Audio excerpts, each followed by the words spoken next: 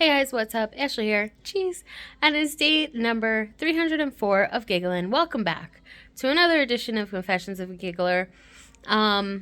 So today, what I would like to talk about is I finished Harry Potter and the Chamber of Secrets.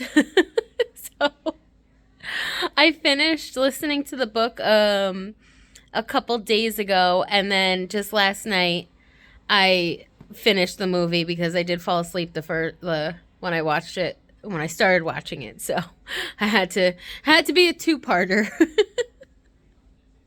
um, so the Chamber of Secrets, it's not really my favorite of all the books. There's a lot of snakes and spiders and such in there.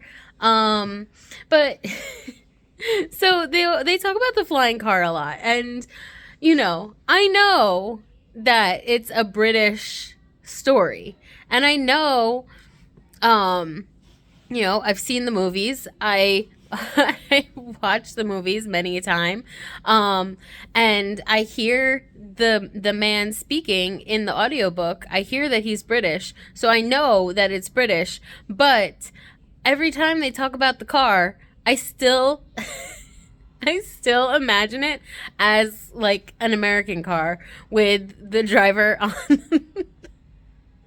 on the left side. And it's always a shock to me when I watch the movie and I see the steering wheel on the other side. Like every time.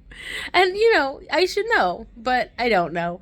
And I noticed that in this book, even more than the first book, that they kind of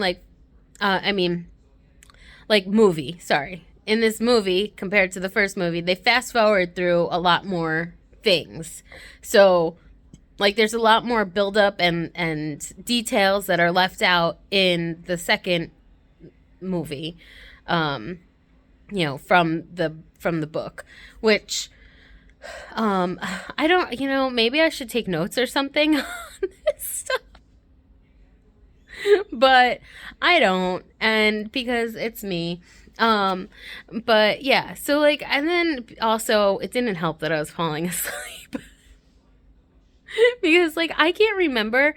So in the book, Dumbledore gets taken away and he's not the headmaster anymore. But I can't remember if in the movie that also happened. That's the part that I fell asleep at, so it might have or maybe it didn't, but that feels important. So, yeah, because I do know that he told them when they were in Hagrid's hut and they were in their invisibility cloak, he told them that help at Hogwarts will always be given to anyone who asks, and so that's in the book and in the movie, but in the book, that's when he was taken away to no longer be headmaster. But I don't know if they said that if they did that in the movie, because again, I fell asleep a little bit. So, but it had to be in there, right? I mean, right? Yeah. So also in the book, the spider part, it felt like they hopped in the car and the car just plowed out of there, right? Bing bang boom, done, safe, they're good to go. In the movie, it was a lot more drawn out, I guess, because that's an exciting scene and has a lot of what's the right word? I was gonna say tension, but tension isn't right. Suspense, maybe. Suspense, and it's a little scary, and I don't know, it was a really cool scene. So I guess that's why. Oh, and when they were flying in the car, Harry also fell out. And they held him and he had to pick him back in. And that was I'm pretty sure that only happened in the movie. That did not happen in the book. So yeah, it's interesting to it's interesting to look back on this, and I do remember the first time that I read it, I was definitely surprised by the big reveal about Tom Riddle. That was definitely a shocking moment for a first time reader. Now, I mean, obviously I already know that, so it's not as shocking, but it was definitely a It's definitely a plot twist that I didn't see coming. So I'm gonna tell you something, guys. With like books and movies and stuff, um, I'm always surprised by what's happening. Like always. I never try to like think too far ahead in the movie. I just watch it and whatever or book whatever. I just watch or read it and whatever happens happens and I don't try to like predict what's going to happen. I just enjoy it for what it is. So I'm never like, "Oh, I bet you this is going to happen in this part or whatever." So even if like something seems like it would be an obvious like, oh, of course Tom Riddle is Voldemort, but like I definitely didn't see that coming. No way. Zero shot. I mean, I know that there's things in like the later books that I also no clue. So I do I mean I did enjoy it, but this is probably my least favorite out of all of the books. Yeah. Just because like I don't know, it's kind of I feel like it's a little bit of a filler book. Like you do get the Tom Riddle reveal, but and like I guess looking back on it after you know everything that you know, it is kind of important the things that happened in this movie, book, whatever.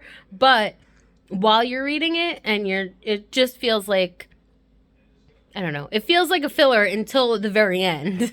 Until the very very end of the whole series and you're like, "Oh, okay. Okay. Now I get it. Maybe. Possibly." But yes, I got it. You know what I mean? So, yeah. So that's Harry Potter and the Chamber of Secrets.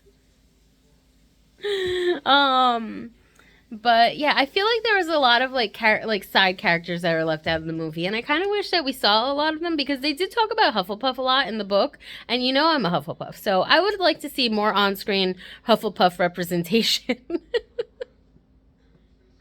um, but yeah, other than that, it was a fun book to listen to. It was a fun movie to watch, and I'm happy that I'm on this adventure. So, Prisoner of Azkaban is up next, and yeah, I don't know when we'll get to that, but it's gonna happen, and we'll get there. We'll get to all of them before the year is over, I'm sure, because I mean, yeah, it only takes a couple of days to listen to the book, and then I can watch the movie in one night or two nights. So yeah, we should get there. We should get there, guys. We should get there. So here we go. That's gonna be it for me for today, and I'll talk to you guys tomorrow. Love you. Bye.